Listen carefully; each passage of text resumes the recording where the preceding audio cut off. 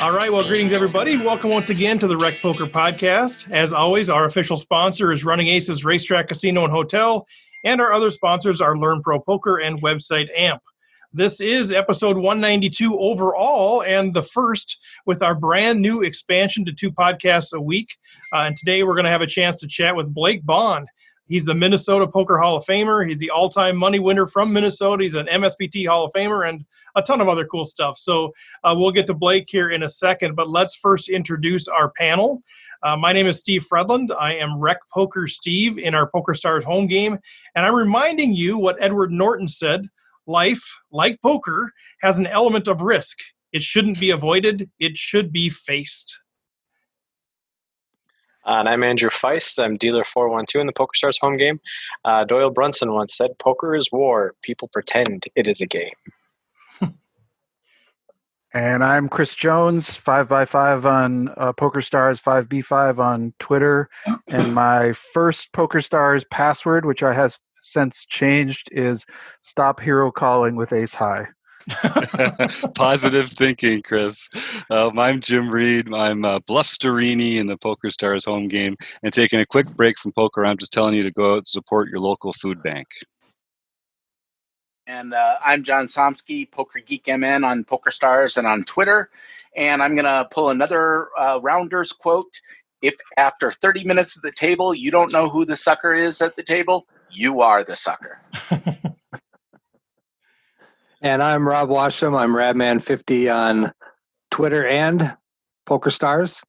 And the quote of the day is, "Aces are larger than life and greater than mountains." Nice. Well, thanks, guys. As always, it's so fun to do it as a group. A couple quick things before we jump in. Like I said, this is the week that we expanded 2 podcasts, so buckle up for that. This one focuses on interviews. The other one, we're going to be extending discussions that are happening inside of the forums at Rec.Poker. And just a reminder that Rec Poker is way more than a podcast. We are a vibrant and encouraging poker learning community, which means we have a blast. We celebrate each other's victories, we build relationships, and we learn the game together. So if you want to become part of that deal, you can join our community for free at Rec.Poker. And if you want to go premium, use the code RECPOKER for $10 off your first payment. So with that, let me bring in Blake Bohn. As I mentioned, he's a Minnesota Poker Hall of Famer, the all-time leading money winner from Minnesota with, I think, about $3.1 million in earnings, somewhere in that ballpark. He's an MSPT Hall of Famer with 3 wins, 9 final tables, 25 total cashes. And in 2015, he made a deep run in the main event, finishing 23rd for $263K. And so far, I've counted 9 online WSOP cashes this summer, so excited to talk about that. But welcome, Blake. Yeah, thanks for having me. I'm excited to be here. Yeah, it's been super fun to connect with you here as we prepare for this thing. And tell us a little bit about what you're doing now these days. I know we have a pretty good following in the Midwest, so people know you from Minnesota, but obviously Sure. Your career has taken you beyond that. Yeah, so, I played poker for quite a while, maybe professional tournaments for a better part of 10 years, I would say. But I just really fell in love with poker again maybe about 2 months ago with this online thing that we have to do now. Like, I went to Nevada and just play. Like, I couldn't wait to play. I hired a coach / good friend of mine to help me teach me how to fold, which was a key to helping me out. But I just really enjoy it these days. And yeah, sure, I've had a lot of success, but I don't play quite as much as I do anymore, just because I don't necessarily have to or whatever. But I still enjoy the deep runs. Obviously, I'm chasing I guess it's just tough to explain what it's like for those that haven't been there to be down deep in a final table or for a lot of money. Like, it's one of the few things that gets me going and excited. So I'm just going to keep plugging away. And have you been primarily a tournament player, or have you played a lot of cash in your career? So my poker career started with limit hold'em, playing 15-30 limit hold'em, 30-60 limit hold'em, stuff like that. So for years, I would go to Canterbury Park and just try to grind out, small wins here and there. And the game was a lot simpler back then when the poker boom happened. And But I've always liked the tournament aspect of it because you can put more pressure on people, and I feel like I can. There's more things to read than how you played with this guy last Thursday. I think I do a good job of being aware of what's going on at the table, and so I started to have some success, and then I started having more success, and it's just my passion. I just love tournament poker. There's just so many different levels of thinking to it, like not only what I think of players, but what they think of me. Am I here locally to where, there's, different opinions or whatever, or I'm in Florida, you know what I mean? So I love the mind game. It's just amazing. Well, I love that. I've had a chance to work for the MSPT a little bit, so I've had a chance to watch you, over the course of multiple days, and it's super interesting because I think, you have this, this perspective of you that you apply a lot of pressure, and you do, but there's also these periods where, you're not super active. And so I think, if people think about you, they don't realize the whole magnitude of the game and the strategy that's going into that. But I'm curious about the pressure side. Has that always been like kind of built in, hardwired into you, where you kind of recognize weaknesses or really use the psychology of the game, or is that something that developed over the course of your career? There's a lot that I would talk about on pressure. In fact, it's one of the things I had as one of my notes. Like, I feel like I thrive under pressure. I'm not really scared to lose, and it's not like I haven't been broke or have had a lot of money before, but I still feel like you put people in certain situations. The first thing that got me better at tournament poker is what didn't I like done to me? So if somebody calls me out of the big blind after I open and they lead into me, I hated it. Back in the day, you'd just be like, well, they could never have it or whatever. And now you have to process it. But so I didn't like that. And what else don't I like? I don't like raising the middle position and have the button flatten me. So that's what I started doing. I paid attention to what other great players were doing, that I respected. And just kind of like adapted their style. Like, I'm really good at processing fast on my feet and thinking things through like that. But yeah, pressure is where life is lived, like there's the line in Rounders, as you guys all say, like the great Walinda says, life is spent on the wire. The rest is just, whatever, it's just like, I guess that's where, it doesn't make me better than anybody else, but I just enjoy it. I love the thrill of it, and I think you might be talking about putting pressure on others, but it's just about making them feel uncomfortable or like talking to them in a certain situation. That's just, we play a game of incomplete information. That's what poker is. So the more information I have, the more experience I have, the better results I should have overall. Yeah, love it. Rob, did you have something? Oh, no, I was just going to ask, you talked about how you kind of understood the game based on what made you uncomfortable, and that's what you gave to them. Is this something that you have been training to do outside of the table, or is this something that you've just kind of happened while you've been playing? Yeah, so I just I think it's important to learn from other people at the poker table, and you could be learning from who you think would be a bad player and not what to do. You could be learning from a good player and what you like about them. You could be learning from yourself and be honest with yourself. And we always remember a lot of times, I had ace king, the guy had ace jack, he made a jack, and it can't do anything. But you don't remember 8 levels before, when you had 7 outs, and it might not have been 3, but you had 7 outs, you won the hand. I'm just taking chips, and that just goes in there like, yeah, I'm the best.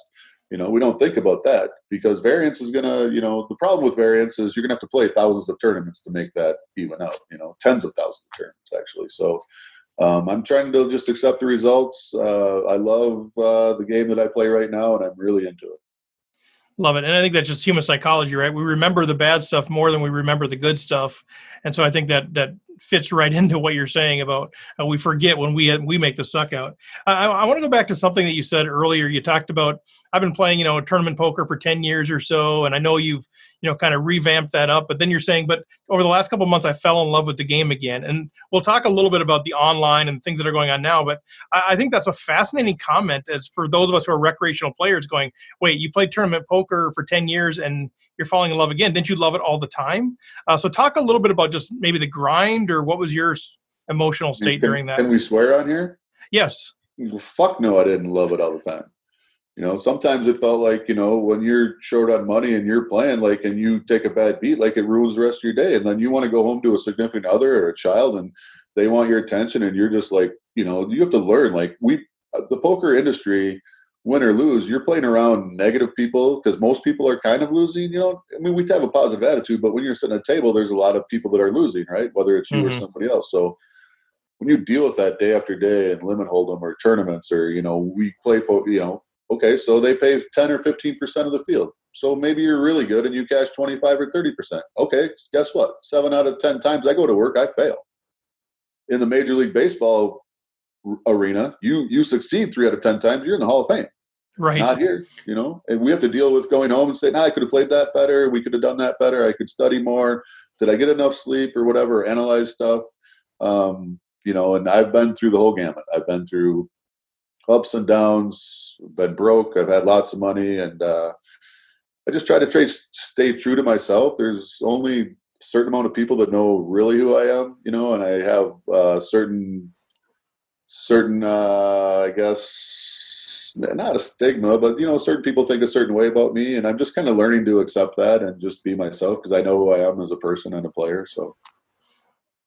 So talk a little bit about, I know John's got a question, but really quick before we grab to John, in Minnesota, who are some of the people that either just gave you fits? I want to go national and international as well, but, locally, who are some of the people that either gave you fits or that you think are maybe players to watch coming up? I was kind of dreading this question, quite honestly.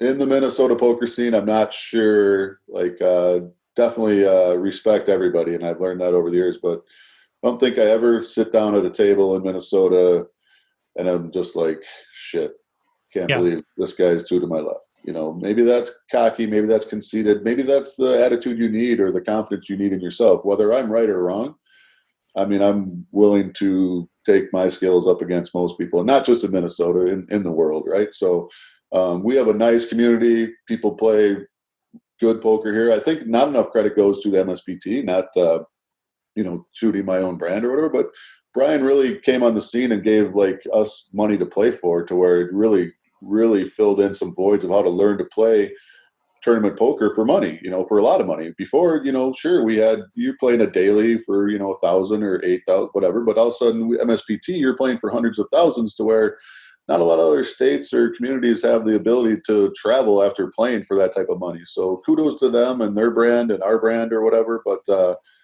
I guess as far as somebody gives me fits, I would hate to probably name any names. And tell us exactly why. No. Yeah. So any up and comers, any people that you're kind of going, man, we should keep an eye on this guy, either out of Minnesota. I really don't follow it.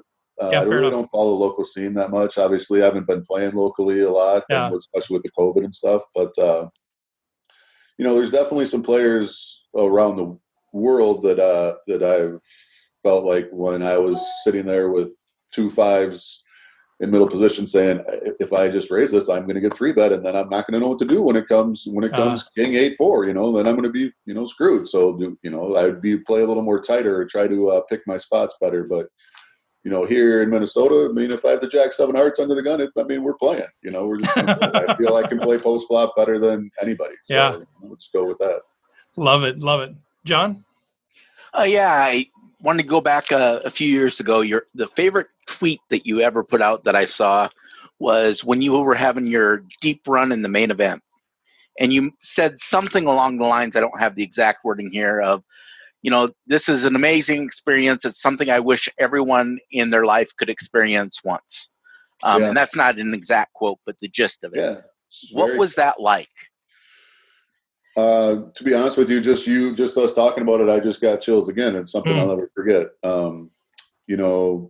Maybe 8-9 years ago, I got 100 or 177th or 108. I think I have a couple hundred finishes, and I was just like, well, there's my chance. I'll never get back there again. And then I got 100, and it's the same thing. And I'm not afraid to say this. After I busted 23rd, I shed some tears in the Rio.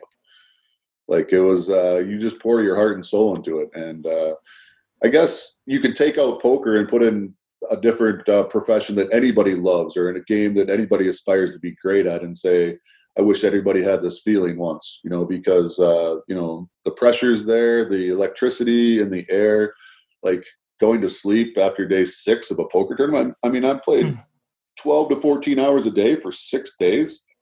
in a poker tournament, like I'm sitting there on 18 blinds going, yeah, there's plenty of time, no problem at all, and there's just so many cool stories about that. Like, because normally you think, when you're in the 12 blind or 18 blinds and you have 20-minute levels, then it's like, holy shit, I got to make some moves. In the main event, it's 2-hour levels. So I guess let's shift gears a little bit to talk about your online experience now. Let's the last couple of months, you said you just been loving what's going on. Talk about the experience of playing the World Series online, or just your entire experience and why it's been so enjoyable. I decided when the World Series of Poker announced some online events or the online series this year that I was going to go play it.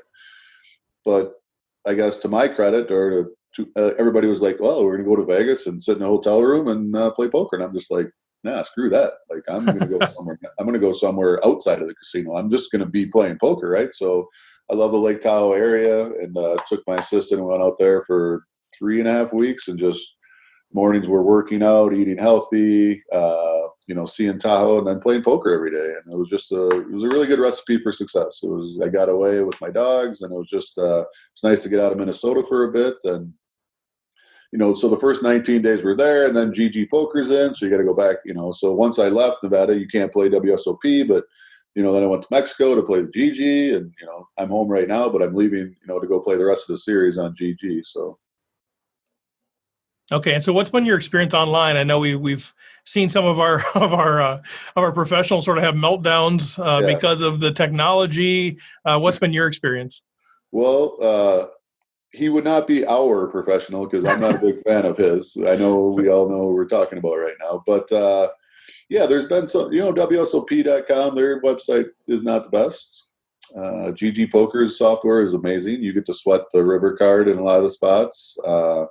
It's fun, like being able to like show your emotions at the table rather than keep them in, and I could sit down and take a beat for 100,000 and I might not move or win a pot like that, to where here now I can swear, I can throw my fourth mouse off the wall for the day. I can do whatever. I mean, so what is your perspective on some of the stuff that's been going on, some of this, with live streaming, with Twitch, we get these personalities that are out there, and sometimes it's amazing to listen to. Sometimes it's like, wow, this is surprisingly negative.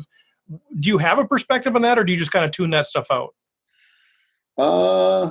I think poker, just like life or society now it's all about influencers rather than back in the day. It was like, who could win more money on there. Now these sites don't even want you to be a winning player, supposedly. It's like, they're trying to build a brand, and I don't think, even in poker's heyday, it's really tough to make a living at poker. I wouldn't advise it. I don't want my son to do it.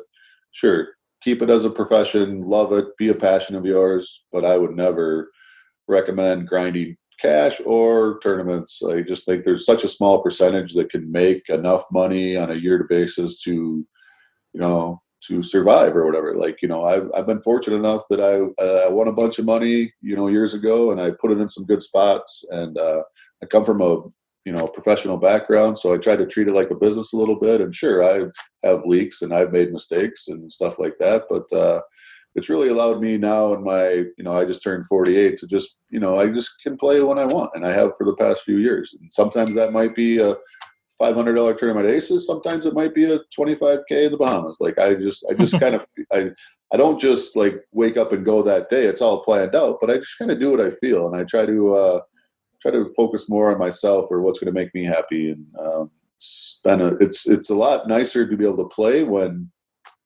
you don't have the stress of that money or the financial issue. Right. So, when you take a beat and you're broke or on makeup, or you have to defend. Yeah, I don't know. It just sucks. But so I'm just. I don't want to say fortunate, because I've worked really hard. Like, I've really put in time off and on, like mind, professionally, like physically. Like I put in so much more effort than people see, and I'm okay with people not knowing that. That's just part of what makes me me. And negative comments drive me. My own failures drive me, and.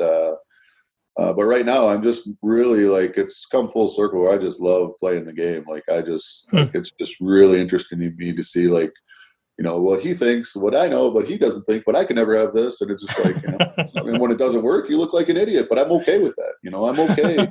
I'm okay if somebody calls me down with 5 high, I'm showing my hand. I'm not throwing it in the muck, right? I'm turning that over saying, look at me, I have reasons why I did it, and people can laugh or people can say, whoa, can you believe that? But I'm still going to show it. 1, I want the information, and 2, I'm just not scared. I'm just not scared to lose. Like, you have to lose the fear of chips and money and just be yourself. And if you're not making mistakes, you're not trying enough, I don't think. We all want to get better, but you still have to, people want me to teach them poker. Yeah, Blake, teach me how to play tournament poker. Well, do you know how to play the 6-4 of spades? No, you don't. And you're not gonna. So we can sit down and have lunch, and I love you. You're a good friend of mine. But until you try to play the 6-4 spades, until you try to play the 8-5 of clubs, or 4-bet the Jack-9 of hearts, then you're just not – I can't teach you because I see what I see. It doesn't make those plays right? I'm just saying they play a different style. It's more ABC. It's like, well, this guy must have it. He 3-bet me. And I'm like, how could this guy have it? He 3-bet. I know that he doesn't have it, and then I,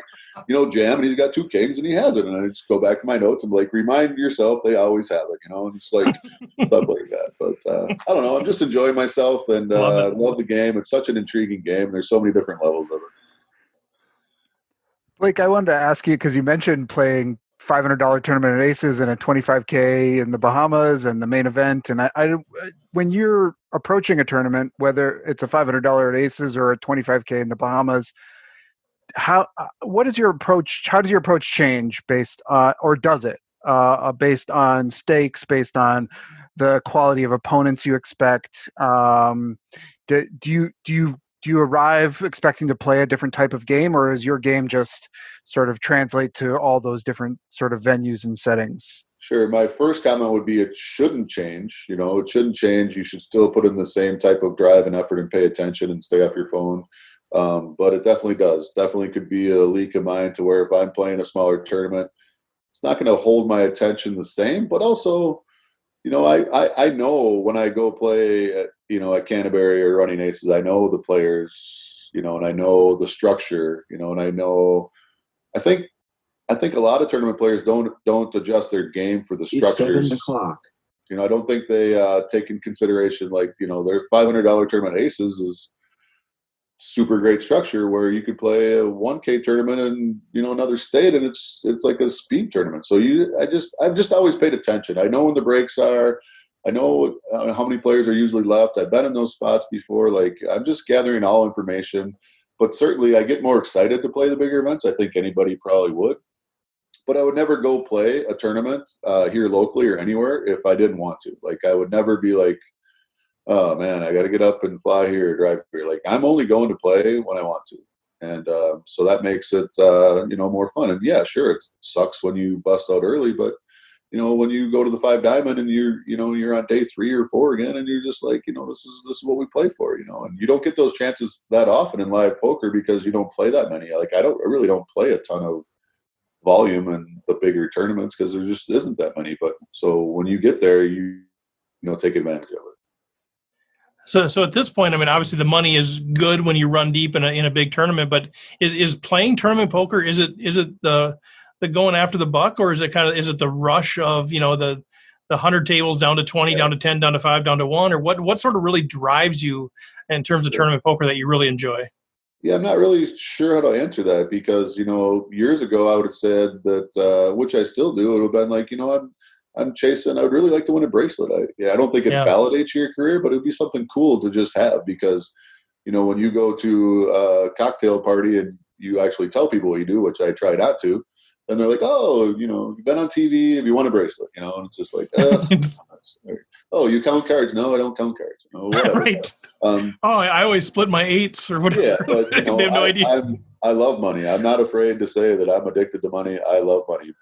So that money's great. But the deep runs, when you're 7-handed and the next payout's $80K, but first place is, 1.2 million or whatever, you're just like, that's stuff people dream about, and that's stuff that still drives me, and that's probably why I play. I love the competition. I come up as an athlete, so this is something that fuels my competitive desire. I'm okay at golf, but not good enough to be good enough to be super competitive. So I found this, and I've always been a game player, a card player with my family growing up, and I just felt like this game just suits my personality. And so we had a few questions in our forums. We had solicited questions from people in advance, and some of them we've already talked about. But Rob Adsom was asking a little bit if you're itching to get back into live play. Is that, we touched on a little bit, but are you kind of like, man, I could live here forever. This is fine. The way this is going, I'm fine here. Or are you like, I really do want to get back to the live game. There's something about it that just fuels me. Yeah, definitely. There's mixed emotions. When it first went away, I was like, I hope it comes back really soon. Right now, I've been playing so much that when the series is over in early September, I hope I don't see a card for a while, because I'm playing I'm playing so much volume. Because I love it and because the price is right, But as far as live poker, I miss traveling to the places that I go to, whether it's Florida or LA or even Atlantic City. Like, Atlantic City sucks, but the Borgata is a really nice casino, So there's places that I go and I know certain people in certain cities, so I miss that part of it. But as far as sitting down at a 10-handed table, trying to like get some room and, like listen to bad beat stories, or somebody tell me like, remember in 2009 when you had the Queen 8 of spades? And I'm like, no, I'm just enjoying being by myself. Like, it's fun. Like, it's a good break from people. Let's put it that way. Good. That's awesome. So my question on this is, like, you said you have a certain persona and that kind of thing in Minnesota, and you're perceived a certain way at tables. When you're going online or when you go somewhere that people don't necessarily know you, does your approach to the table change from when you're in Minnesota to when you're somewhere else? Definitely has to. And, the first couple WSOP events, this is the first time I made a WSOP account, so nobody knew my screen name.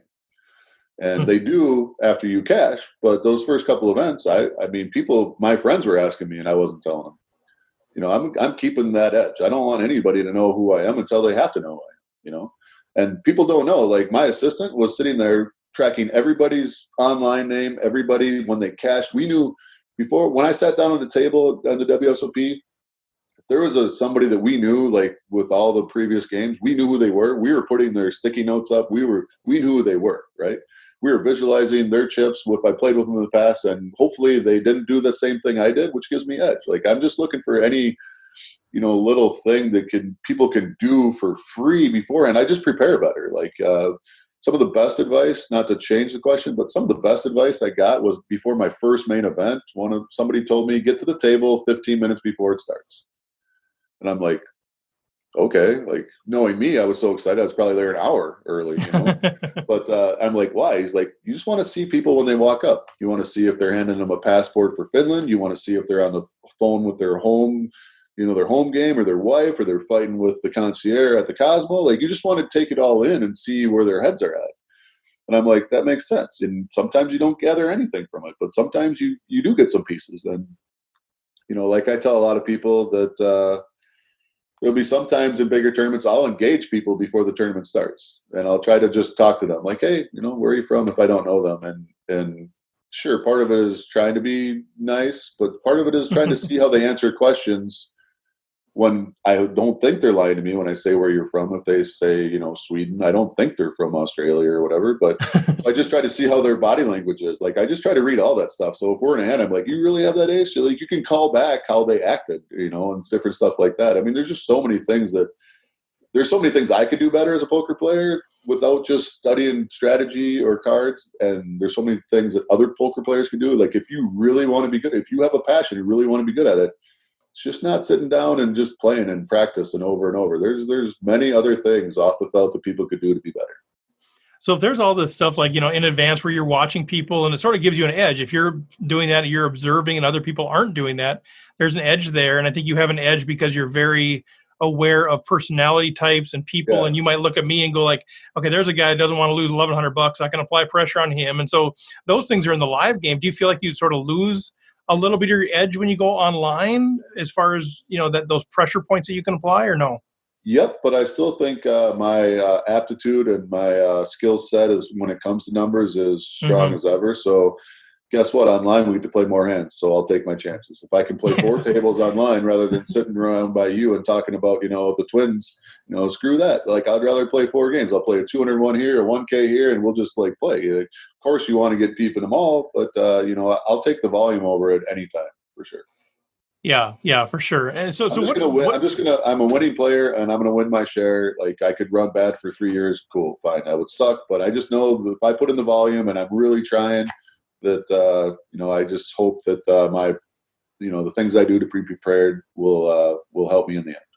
Well, I think the reality is you're winning. You're going to win more than your fair share. So let's just call it right there as it is. You're winning too much, Blake. I'm sorry. We're going to have to take some of that back from you. But I'm curious. Your journey of learning the game, has that all been just, man, you figuring it out, studying your opponents? Has there been an element of whether it's reading books or having people around you to talk about hands, or how is it just innate? Like, how have you become Blake Bohn that we know now?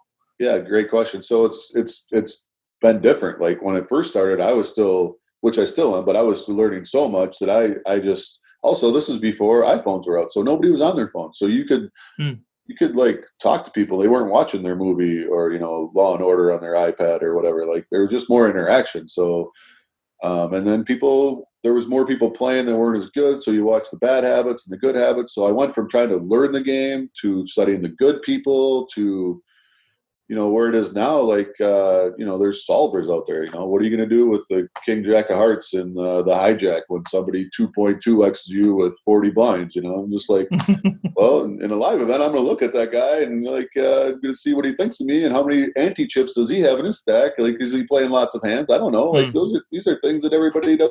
Oh, I love that point about the anti-chips in his stack, right? As someone who plays online more, I don't have that kind of experience with the nuts and bolts mechanics of getting non-physical tells and reads on opponents, but that's great.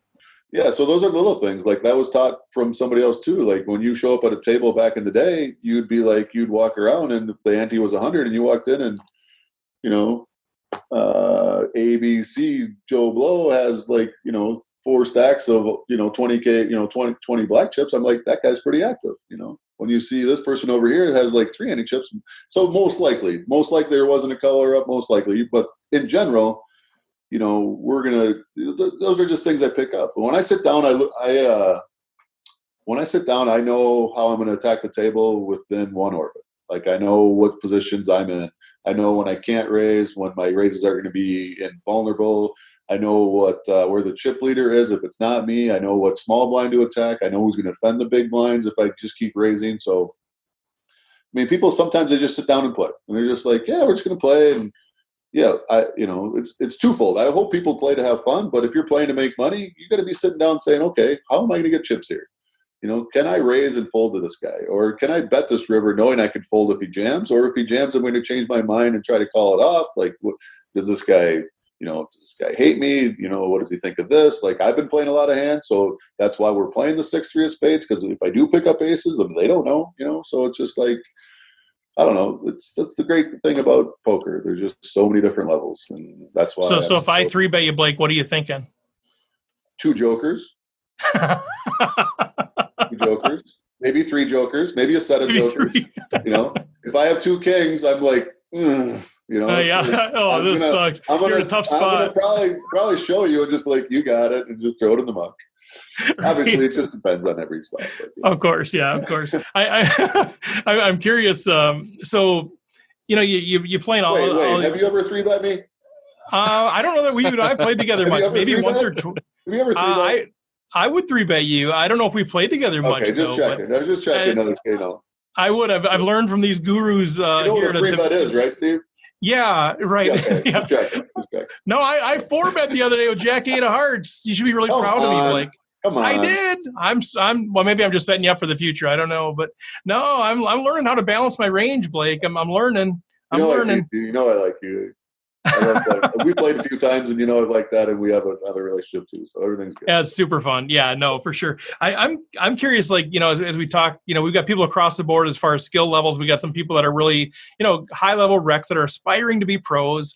But I'd say the bulk of our audience are people that are, we're playing home games, bar leagues, $100 tournaments, and we just want to get better. We just want to be better. We don't have the time to really invest a ton of time. So, from your perspective, and I know, it's been a while since you played a $100 tournament, but, what are some of the mistakes that you think that most rec Not players true. Played a $53 tournament 2 days ago. Love it. There you go. Boom, people. If I have nothing, that's how much I'm eating up poker. I'll sit down and if I have nothing to do, I'm okay, $53 bounty. Let's just play. Love of the game. Love of the game. All right. So what are some of those, either, those pools of mistakes or, specific mistakes? What do you still people, what mistakes do you see people still making more often than others? I don't know. I mean, how much time we have? I mean, it's just not even the new players. It's the old players. It's just. Give us your top 28. I mean, let's see. When you win tournaments, doesn't mean you played as good as everybody else. When you lose tournaments, doesn't mean you played as bad or you didn't get as unlucky, right? So people go on little heaters, which we all. Well, I don't know. I guess not everybody, but I have, and it's just man, I got this figured out. But yeah, I guess never try to stop learning. Also, make sure you know why you're playing. If you're going to a bar league, which I've played, I've went to bar leagues and played for free, or play for the couple $100 or the Buffalo Wild Wings sauce. I've done all that. I've done everything, right? I've literally done it all, and just know why you're there. If you're there to have a good time, make sure you have a good time. If you think if I walk in there with an attitude saying I'm Blake Bohn and nobody knows me and I'm going to tell everybody how good I am. That's not why I'm at this bar to play this poker tournament. Right? I'm going to sit down and have fun.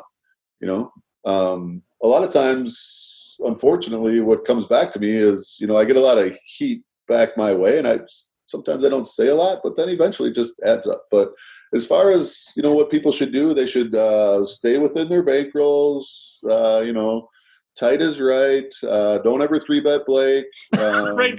He's totally. And that's about it. That's about it. I always have it. I guess that's what I'd like to just tell everybody. Just stay out of my way. If I'm around, and try not to talk to me. If I'm not talking to you. Don't talk to me. Yeah. Fold and never 3-bet. All right, we're starting to get this now. I'm taking copious notes. I actually stopped one guy. One guy threw his cards towards the muck back in the day. And I stopped the game, and I said, whoa. And the dealer didn't grab him. The dealer looked at me confused, and I said, if you muck right there and I show you a bluff, how bad are you going to look in front of everybody? And I shit you not, he pulled his cards back and called. And you got him. Of course I had it, But it's it's just so fun to not mind fuck people, but just talk. It's just, of course now he hates me, but I'm just you should know if I'm trying to make you stop it. Right. You probably should fold. Right. I played a tournament hand with the ace of spades stuck face up on my forehead before. No joke. At Canterbury Park, the card got exposed, right? Because it got dealt, but it hit it was my fault apparently. Yeah. So I literally took that card and licked it and put it on my forehead like this, and the tournament kept going. And an ace came on the flop. And I bet, and somebody raised me. And he's staring at this ace of spades on my forehead. Right? I'm he can never have it. He's trying to represent he has all of it because he thinks I know that I think I have an ace. I'm just good shot. I mean, I'm just going to put it in your eye. It's just out leveling people. There's just so many fun stories about poker that we could talk for days on. But I don't know. I'm just, having fun's the right word for me right now. But, I'm just, I'm making money and just grinding and just trying to do what I do. Well, it's great to hear, right? Because, I mean, you talk to pros, but, you don't really know where people are at, that kind of thing. So to hear that you've, regained your passion for the game it's just good for poker. I mean, obviously it's great for you, but it's great for us to hear that. It's great it's just great for poker because I think the more, high-level players that are enjoying themselves, that's attractive to us because I think, recreational players, it's not that attractive to aspire to the next level when everybody's grumpy and crabby and sad and angry and bitter. Yep. I want that in my life. But, if you can tell me, man, I'm excited about being a pro, that's inspiring for all of us. Yeah, no, thanks. Definitely, like I said, I've gone through the times to where I hated it. I just maybe the hate's not the right word, but I just didn't enjoy it, or you think you're better than other players, or you get sucked out on, or you just didn't do this, or life's kind of making you grumpy, so you don't play as well. I mean, it's really. I mean, people don't realize everybody that doesn't play poker that you try to say, what do you do, and you're play poker for a living. Everybody immediately thinks it's the coolest thing ever. I'm like, yeah, it's super cool. Like, yeah, I love going to work and losing 7 out of 10 times. Yeah, I love going to Florida and coming home $50,000 less. Yeah, that's great. Don't you think that's great? You know, awesome. You know what I mean? And people just like, oh, that just must be great, and you can do this. I'm like, no, but I think the successful people, if you really want to get good at it, you have to treat it like if people have all had jobs, like another job. You know, treat it like a 9-to-5 job. Doesn't have to be 9 to 5, but put in the time and effort. Make it a passion and not a job. You know, don't just go play a tournament for 3 hours and be like, well, that's it. You know, I'm done for the day. Like, put in some time in the lab. You know, look at the PO solvers, look at the ICM charts. You know, there's just so many things that we could do to get better. And if you really, really want to be better and good at it, I can tell you this: everybody could put in more effort to be better. Everybody. Every one of us, if we truly want to look ourselves in the mirror and say, I want to be great at poker, we're all not trying hard enough. We all could do more. But maybe that's not everybody's goal. What if your goal is just to have fun and be okay? That's fine then. But if you say, no, I'm getting this next level, no, I'm going to make a name for myself, guess what? I don't care who it is, you're not putting enough effort because there's so many other things you can do. Not saying I'm not the guy to look at for that, but there's so much more if you want to do that you could do. That's such good advice. So we'll come back to if the panel has any other questions. But my last question for you is I know you're confident in your game. You're not really worried about who's at the table. You feel confident no matter who's there. But thinking about personalities, that you've played with, like who are some of the people that you just enjoy playing with? Not necessarily because of their game, their skill. Maybe that's part of it, but just their personality or whoever you enjoy. Like who do you love? When they come to your table, you're like, all right, this is going to be kind of fun. So that's super simple. I enjoy playing with people that I know, that I actually take that back, that are my friends. Like, I don't care where I'm at. If I have a friendship, I'd rather play with that person and talk just life or poker than be at a table with nobody. Like that's who I like to play with. If you want me to finish this off, I would not like to play with Blake Bohn when he's drinking. Like, I think he would annoy the fuck out of me, right? So I would hate to play with me just because I know I could be annoying. I also would hate to play with me because I know at any time it could go all in. And sometimes I go home after begging the chip league going, man, I must have been as annoying as hell that night, But at the time, I was just having fun or whatever. But I guess it's kind of an old adage. Like, you need to respect every opponent, but you shouldn't really fear them. You're there to get better, and you want to tell a story. Like, I made a straight flush against Johnny Chan in the main event. Made a straight flush against Johnny Chan. Like, he had the orange out and everything. This is 8 years ago. And I'm just like, holy shit. Like, I just made a straight flush against Johnny Chan. Like, this is like rounded. This is like, of course, you didn't say, did you have it? Or to me, and I didn't say, sorry, John, I don't remember. I mean, we can't go through it like that. But I had the queen 9 of clubs and made a straight flush against Johnny Chan. Now, he's not that good a poker player, and he wasn't even 8 years ago. But, those are legendary things. Like, I've played, like, I've busted, Mr. Daniel Negreanu a few times in tournaments, he's one guy that I wanted to really like until I met him, and we'll just leave it at that. Yeah. Yeah. No. Well, no, it'd be an interesting conversation just because it's been, he's one of those guys. We can talk about it. I'm fine talking about it a little bit, but just, he's one of those guys that we've all looked up to. And, I think a lot of us recreational players still do, but just watching, kind of the last month or so, on the streams has been it's sort of disturbing for some of us, frankly. Yeah. So that's the problem. It's kind of always been like that. Like, it starts way back with him and I, like, I don't know, like, the player of the year of WSOP, when it was all, you had to play the 10K buy-ins and get deep to win the player of the year. This was when he did win it 5 or 6 years ago. He didn't say shit about it. He just took the award like this. Well, guess what? When they changed the World Series structure for the player of the year a couple of years ago, he kind of started bitching about it. I'm like, you can't bitch about it because it was in your favor here and you didn't say shit, right? And now you're talking about it. That just doesn't fit. And don't say like 99% of me, it's fine and 1% of me isn't, bro. No, it's not. Like, you have a history of going off. Like, like he already, with this Doug Polk thing, like he already sent out this tweet. So he's saying he's going to play Doug Polk. And if Doug wins, he should, because Doug calls himself the best at it. And it's on his terms, on his, forum, whatever. So he's already setting himself up that if he loses, those excuses are built in. If he wins, he's a fucking champion. I mean, Yeah, you know what? Actually, I'm calling him out. How many caches does he have? 25, 26 WSOP, and no final tables? Wow, that's weird, bro. That's so sick, bro. How those queens and held up against those jacks, bro. What about level 3 when you jammed the ace-9 and got beat by 2 queens or you made 2 aces? Like, you just talk about that. And then he goes, oh, most of them are 1 bullet. I'm like, well, how many is most of them? Because I'm playing max bullets, and I'm not sitting here saying, holy shit, it's such a sick run. I've cashed 9 times in a row. And I'm just like, well, no shit. You and I get to put in 3 bullets in the WSOP. These other guys don't. We have an advantage. Of course, you're a better player, but don't sit there and say, oh, my God, I'm just on such this. And then when you don't get it, it's like, when he doesn't get there, it's like, I don't know what's going on. Like, it's crazy. But when he cashes 9 times in a row, he's like, I'm just the best.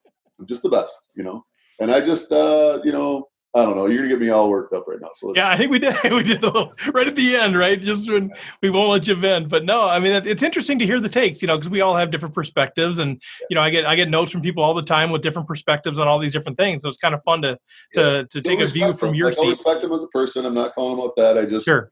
I've known him I've been in the world for so long, and I see what I see, and I just don't appreciate it. Or maybe I was looking forward to liking him so much because he was my favorite player before I met him. Yeah. So maybe it's on me a little bit too. I'm sure it is.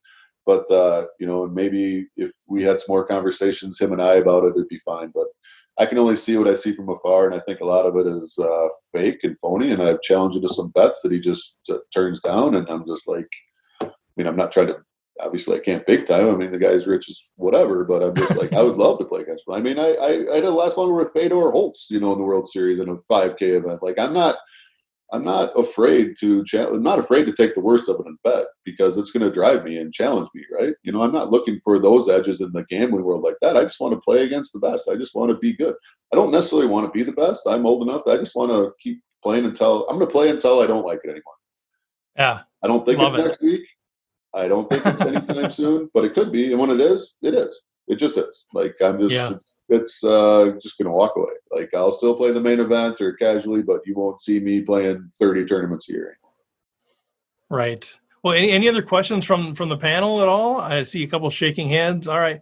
Well, Blake, this is awesome. We could obviously chat for hours. Sure. Any final words of either advice or wisdom or insight or something that you wanted to chat about that we didn't cover? I don't think so. Like, I really enjoyed myself, and we can definitely revisit this in a few months or a year or whatever, and go over some other topics. But I appreciate you guys, and thanks for giving me the time, and hope you guys have a great night. Absolutely. Thanks so much, Blake. You can feel free to jump off. We got some other things to take care of. Sounds great. It was a pleasure, man. Appreciate it. Thanks, Blake. Thanks. All right, guys. Well, what are our thoughts? Well, that was fun. He's an animated character, isn't he? Oh yeah. I'm not from around there, so I got a different experience. But that was great. Yeah, it was great. It was really great. The end was the icing. Really, that was a nice little a little rant on eggs. Yeah. I couldn't stop watching Chris's face. I thought I was just watching Chris's face in the screen. It was just ramping up. I was like, yeah, oh boy, here we go. That was fun. Well, yeah, part of me was like, shoot, why didn't we start that right away? But then I'm like, maybe that was a good thing that was at the end. Might have been the best way. But yeah, it's kind of interesting to see what, because we only see what Daniel Negreanu wants us to see, but it's kind of interesting to hear what Blake has to say, because he's obviously played with them and that kind of thing. So it's just interesting to get that perspective of it.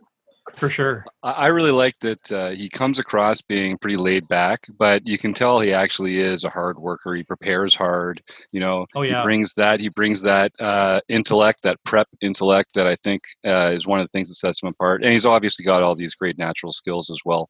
But I was really impressed with and even when he starts talking about reverse engineering tricky spots in poker, right at the top of the interview. Like when I was learning about poker, that was, obviously I'd like to get anywhere near as skilled as Blake Bohn, but one of the ways that I tried to learn was looking at the areas where I felt uncomfortable and then trying to create those circumstances for other people. And I just love the way that he talks about his approach towards studying, the importance of time off the table, and it was good. Another great interview. Yeah, I watched him play quite a bit, and he appears like he's just really relaxed, but he's like looking at it. He is looking at everything. He's not on his phone. He's paying attention, but he kind of looks relaxed. He's ordering drinks and all that kind of stuff. And then he'll be applying pressure. And then some of those spots come and you can just tell he gets in that zone. He's just like, he is noodling what is going on in the situation, and it's super fun to watch that happen. Yeah, I think he's one of my favorite players to watch locally on stream, because I think you should learn. So when I was really wanting to try to get better at poker, and I was just watching some of the local streams and a lot of the MSPTs, he was always one that was just really fun to watch when he made a final table there, because he plays differently than some players, and you can learn a lot from somebody like that.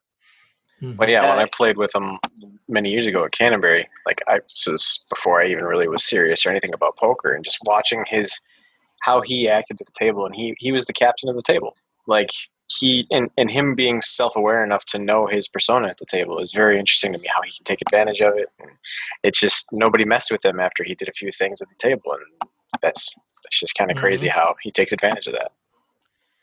Yeah, he's very comfortable when he's at the table, and that's the relaxed part that comes across. But there's also a constant intensity there. Mm-hmm. He's always paying attention, and never comfortable to have at your table. Always on your toes. Yep. Well, good stuff. I was kind of impressed with the way he talks about within one orbit. He knows how he's going to approach every other player. He knows where he's going to get his chips from. He knows he needs to get those chips, and he knows who's going to give them to him. Mm-hmm. And that's being so aware of how, I guess he's so aware of every other player at the table, and he's paying so much attention to what's going on there, that I think that's something that all of us should learn from, because especially in a live arena, that's probably the most important thing. Like you said, you can do all the studying off the table you want, everything you want to do, but if you don't understand the players at your table, you're not going to be able to be successful.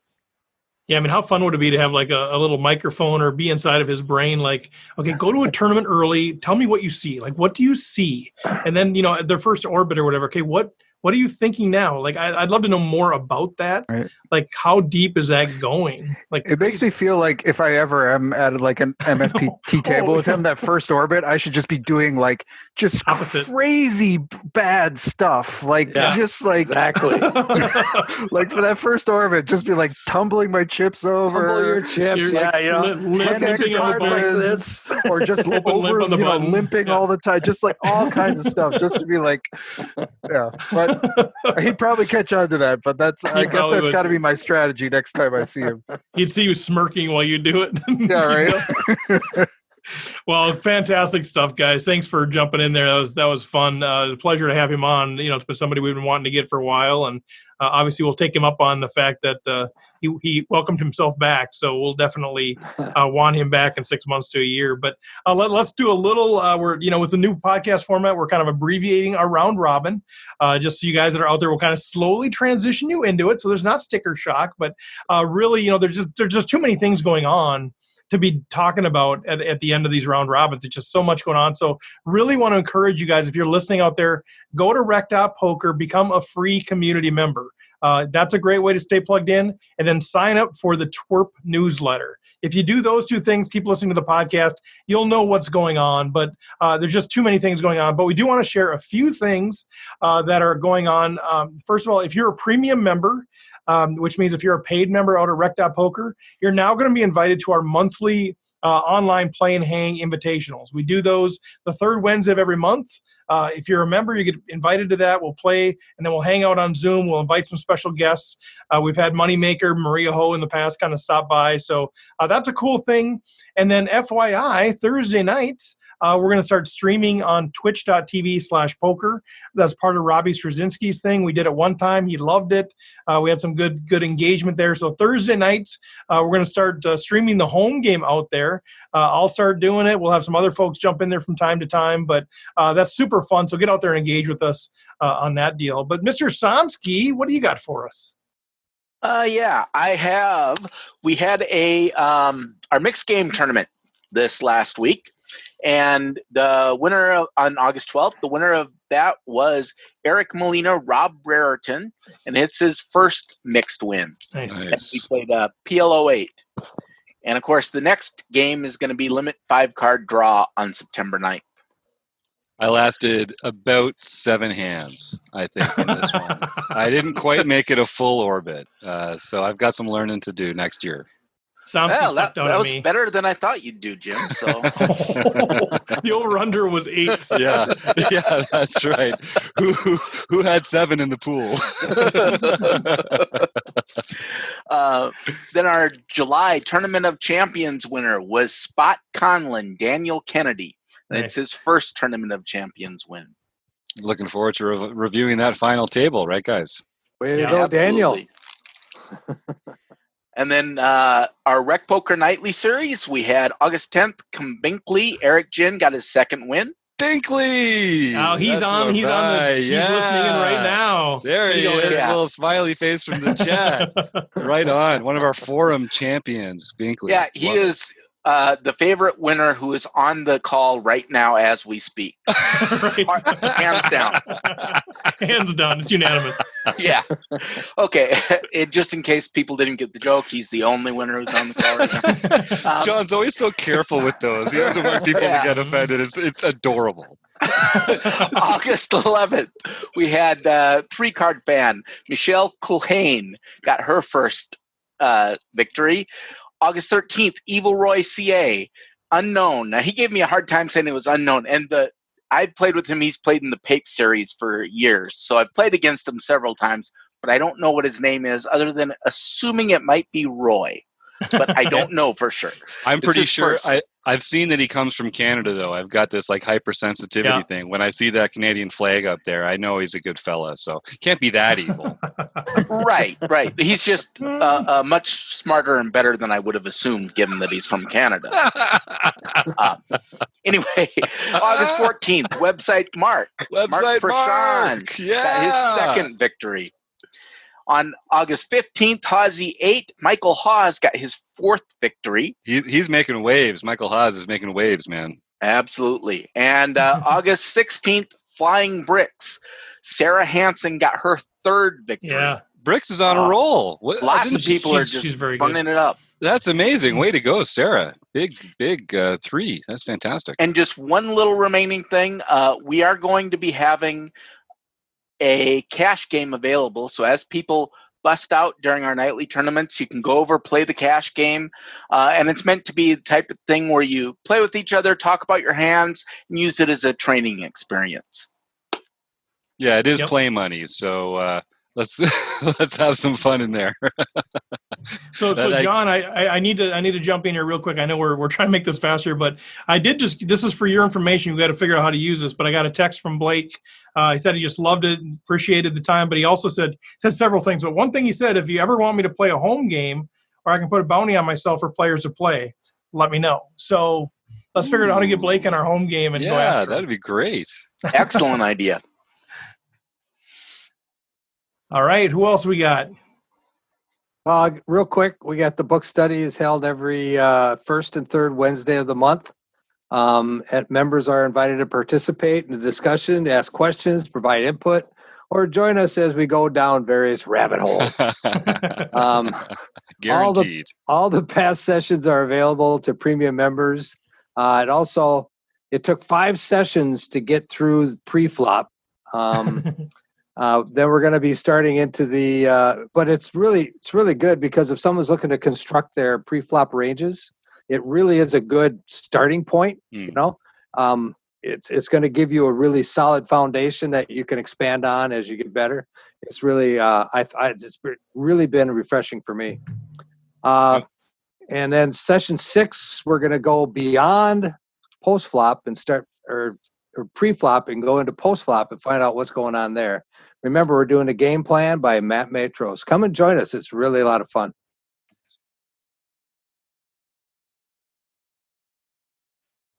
All right, guys, who's next on the list?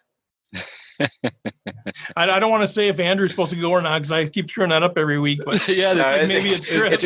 Is there a common element to that they're getting waiting screwed for up me, every see? week, Steve? Like, okay, Steve, don't cue them in, Steve. They'll just do their own thing, but they don't do it. So then I have to screw up and say, "Hey, Andrew," and he says, That's why I'm "No." silent. I know. That's right. So it's me. So I'm the one that screwed up. All right, sounds good.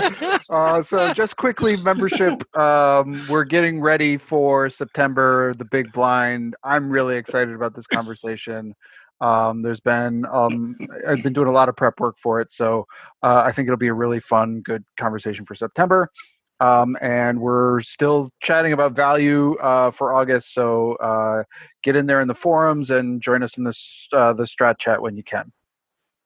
Yeah, I had a power outage that prevented me from joining the seminar recording for that one, but I was able to watch it last weekend. There was some really good stuff in there. I really enjoy the way you guys talk about value targeting and picking the right players to make these moves against and that kind of stuff. There was some really insightful stuff in there. A power outage? Did you have a power outage? Is that what I said, Steve? Is that what I said? That's what I heard. That's what my brain heard too. There's a process. It's just part of his process. It's part of my process, eh? It's my favorite thing to do. Jim, you got anything else for us this week, or do you want to promo your? Well, podcast? I'm pretty excited about this new podcast that we've got coming out here. We have so many great forum contributors that I am really excited to be able to bring their thoughts to the rest of Rec Poker Nation. And I'm also excited about getting a couple of them on the show from time to time so we can hack right into that brain. And I think Binkley is going to be one of them if we can wrangle him onto the show one of these days. So I'm really looking forward to that. And I know how I get to actually try and be a host on one of these. I've only tried it a couple times when Steve couldn't make it, and it's hard. So expect a couple ums and uhs coming into the first couple. Yeah, because I never have any of those. All right, well, good. Thanks, Jim. Well, anything that we missed, guys? Anybody hand up? Anybody miss anything? All right, I think we're good to go. Fantastic stuff, man. Thanks, everybody. Thanks, Blake Bohn. That was great. Check out rec.poker. Sign up for the newsletter. Thanks to our official sponsor running Aces Racetrack Casino and Hotel, website AMP, Learn Pro Poker. Fantastic stuff, guys, and we'll sign off there. Thanks, everybody.